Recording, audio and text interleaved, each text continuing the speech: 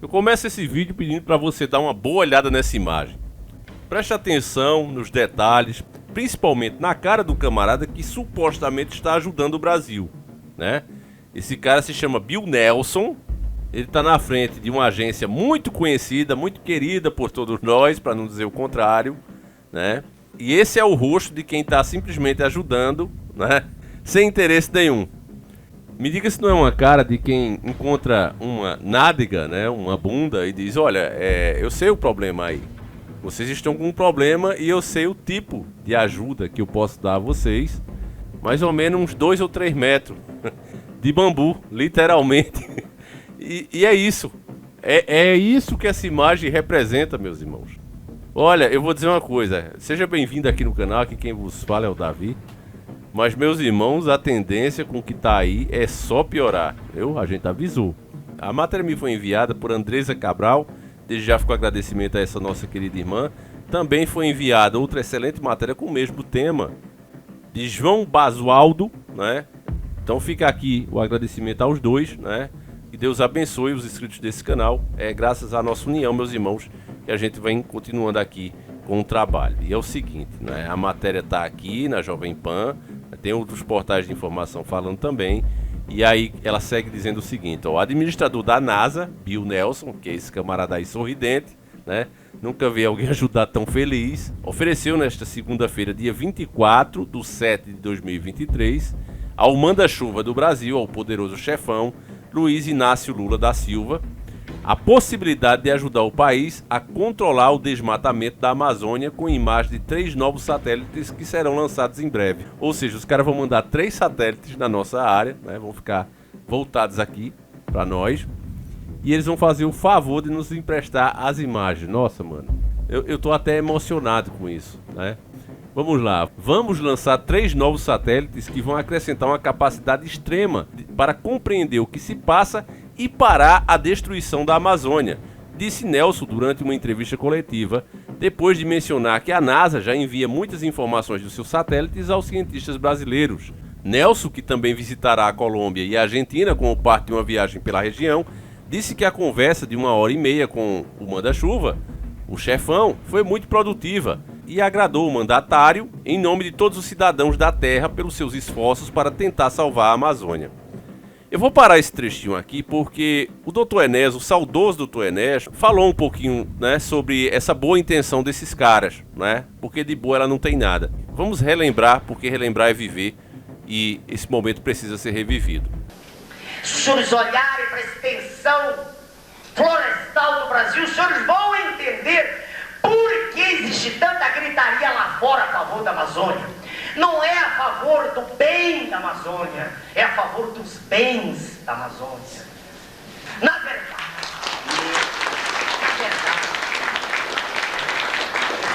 verdade, vejam, senhores, Estados Unidos, Inglaterra, Alemanha, tem preocupação zero com o índio. Isso é conversa fiada, isso é balela, isso é conversa para quem é mentecapto, para quem tem hipóxia cerebral.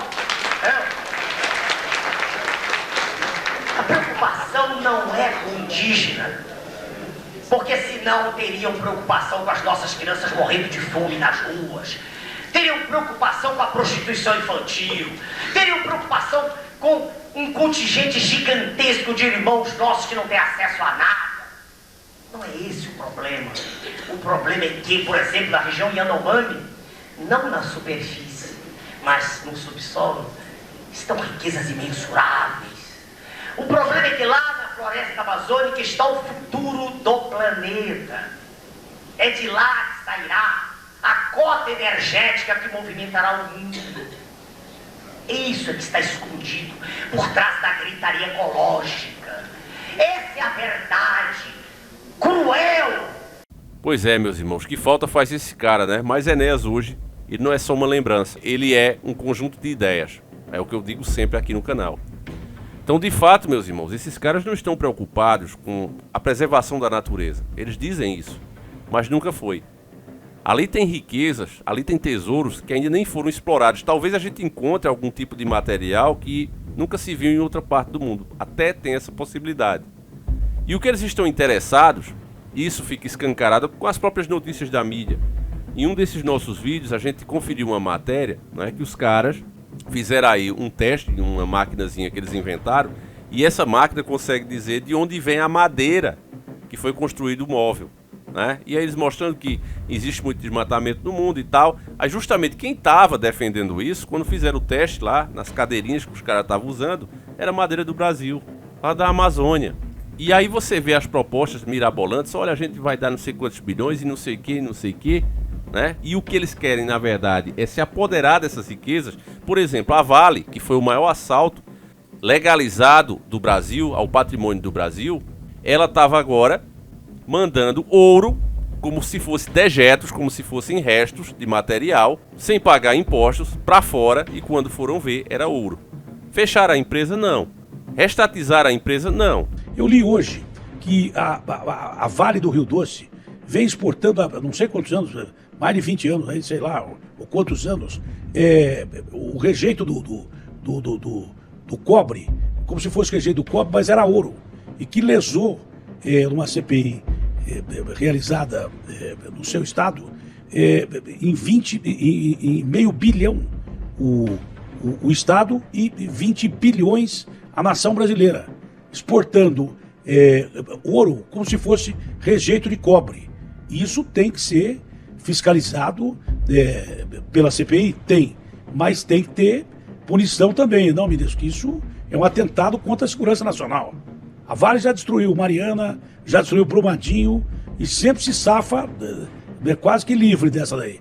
Mas agora, isso é contrabando de ouro do meu ponto de vista. Ô Datena, eu até te agradeço o alerta, porque claro que eu leio muita notícia todos os dias, porque é um insumo importante do meu trabalho, mas essa notícia concreta eu estou tomando conhecimento agora, então... Como Enéas disse, quem comprou a Vale passou a mandar, a dirigi-la, a dizer a quem vender e por quanto vender.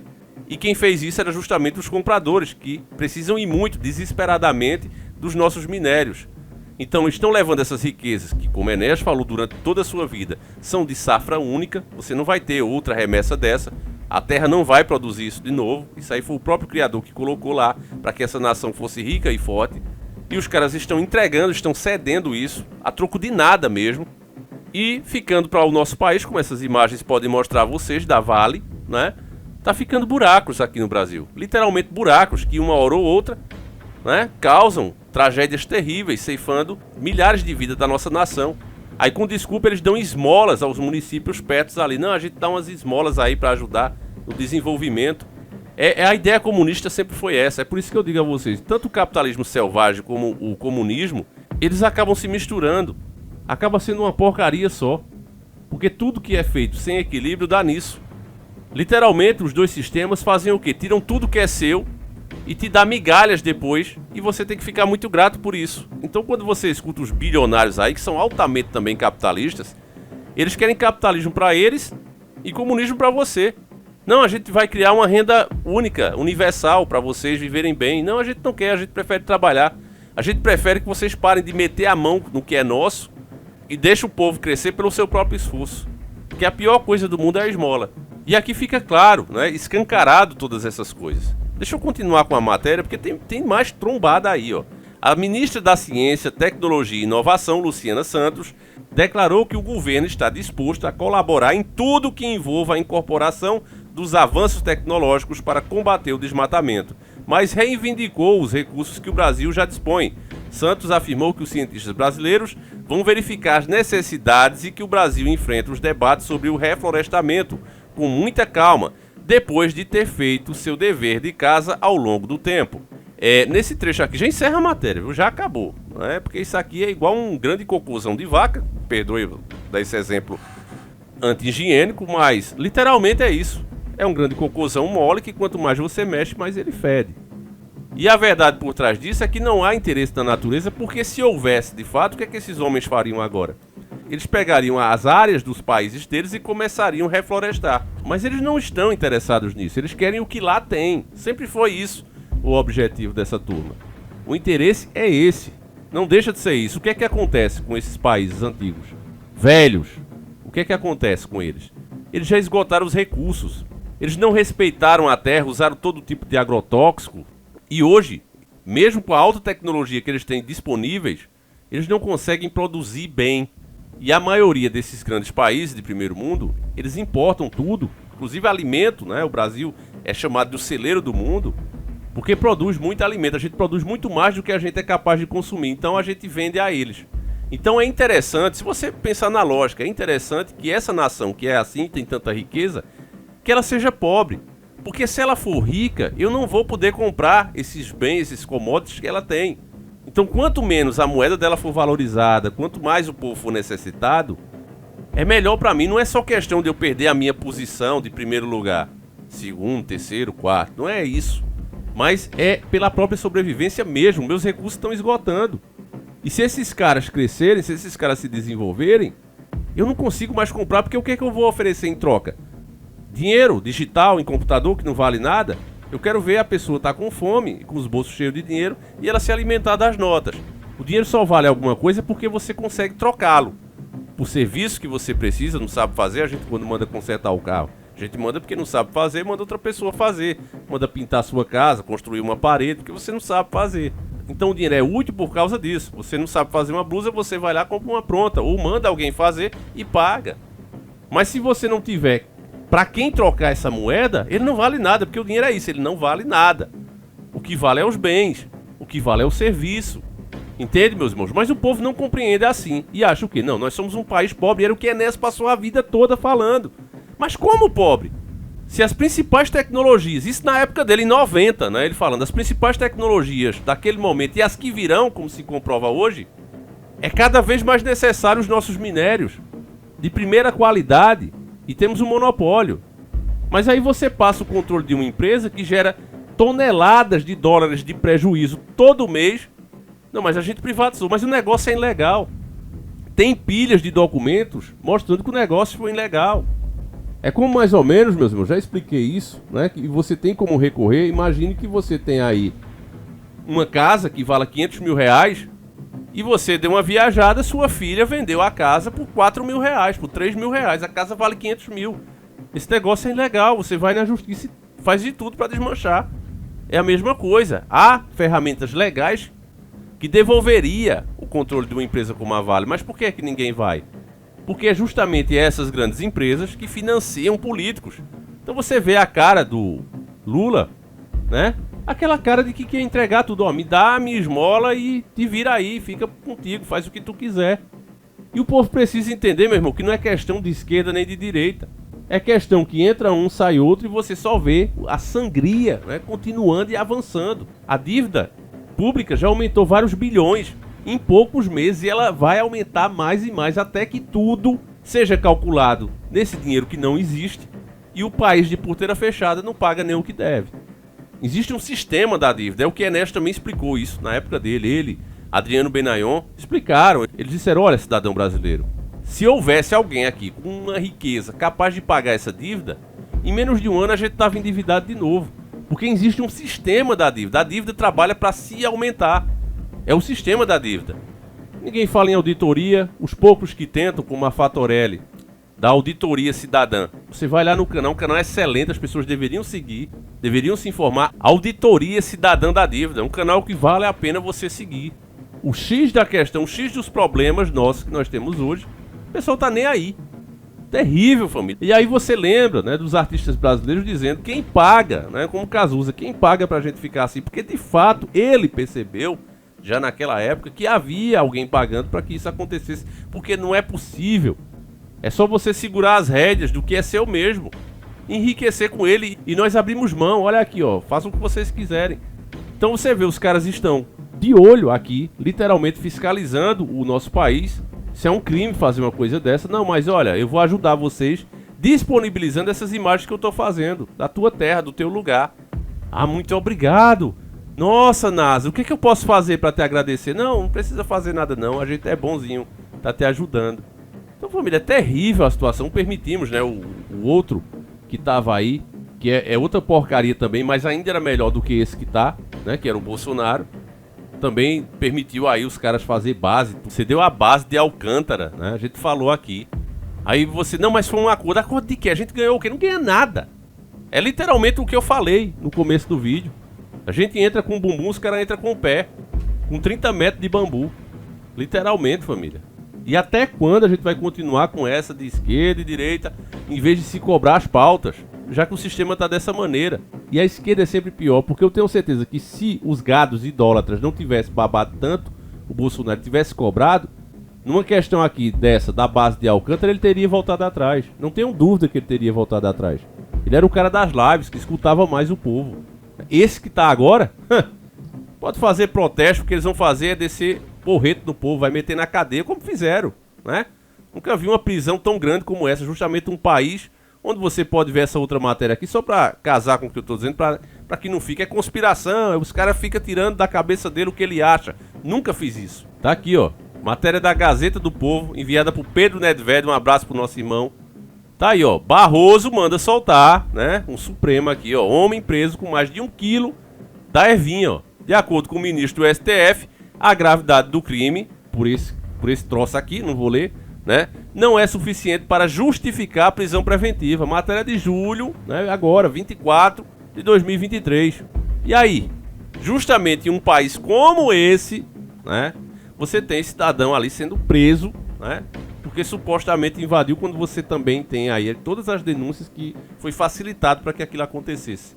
Tem denúncias de infiltrados no meio do movimento. E aí? Quer dizer, 1 quilo, não é para consumo. O cara que vai andar com 1 quilo de erva é para consumo? Não, é para vender. E o cara tá soltando, meu irmão. Então, o Brasil, por causa da própria população, ele entrou na autodestruição. Ou o povo entende isso e começa a cobrar pautas, escolher sempre o menos ruim, que é o que dá para fazer, ou, meu irmão, a destruição ela vai ser bem mais rápida. Então, essa é a solução, é entender isso, né? Começar a agir como adulto mesmo. Não, porque eu sou criança, eu bati o pé, não gosto mais do cara. Você não tinha nem que ter gostado. Quanto mais não gosto mais. Não tem isso. Você não devia nem ter gostado. Você devia ter entendido a situação, entender o que é um político desse, o que é um ministro desse, e exigir que as providências legais sejam feitas. Essa é a nossa obrigação como cidadãos. Se as pessoas achavam que ser cidadão era só trabalhar, sustentar a família, pagar as contas, acabou isso aí. O tempo que era assim acabou. Agora você tem mais obrigações além dessas, se você não quer que tudo se destrua. Você agora tem que fiscalizar também e cobrar. E ter muito cuidado, meus irmãos, com os infiltrados que trabalham para lá do A, lá do B, e fica aí passando pano. Não, mas isso aí você tem que apoiar. Se você criticar e você tá fazendo mal, e tá aí o resultado, né? Eu tenho certeza que se o Bolsonaro tivesse sido mais cobrado, né, ele teria consertado vários pontos no governo dele que não deixaram ele ter aquela diferença necessária para ele se eleger. Você sabe do que eu tô falando. Não posso ir mais além disso. Mas para ele ser eleito, ele não precisava simplesmente vencer, ele precisava de uma vantagem muito grande, e ele não teve. Você vê a primeira, né? Também não estou pondo em dúvida não, só estou dizendo que, mesmo com tudo que a gente via nas ruas, concorrendo com um candidato inexpressível, que é e sempre foi um poste, o Haddad sempre foi isso, e ainda o cara foi pro segundo turno. E acredito, né, que chegou, porque a diferença foi muito grande. Então chega desse assunto, né, o sistema tá aí, a gente tem que respeitar, é lei e acabou, né? Pronto, é isso. Só que tem essas incoerências que a gente fica só olhando aqui e pensando alto. Enfim, meus irmãos, eu vou encerrar o vídeo por aqui, deixa a tua opinião. Espero ter esclarecido um pouco mais, né, do que acontece aí com o nosso país e globalmente. Fiquem com Deus, compartilhe esse vídeo, deixa o like, um abraço e fui!